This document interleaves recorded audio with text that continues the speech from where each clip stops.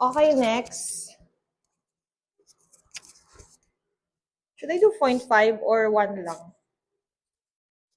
I think 1 lang. Okay, ayan. So, next is the bathroom.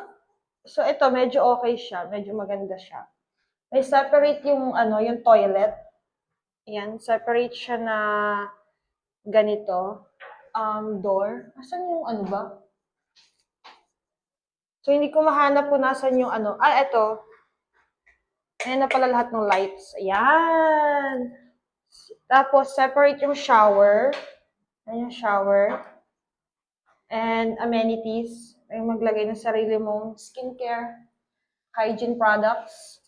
And, meron silang lotion, sabon, extra sabon, towel, of course. I already used one of the towels. What's this?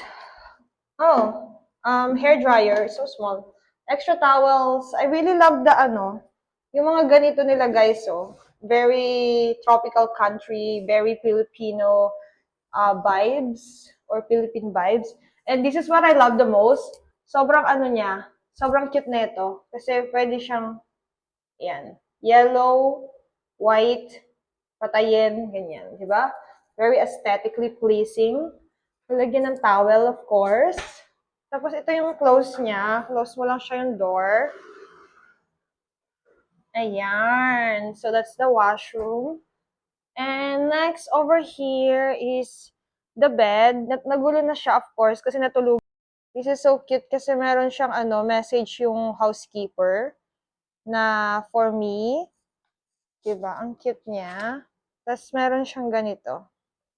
So, pag gusto mo maglagay ng tip para sa housekeeper, nandyan na siya.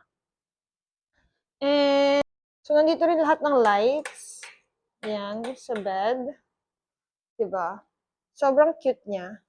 Ang ganda ng aesthetic. I really love it, guys. Ayan. Diba? Ganda. Meron siyang dalawang side table na merong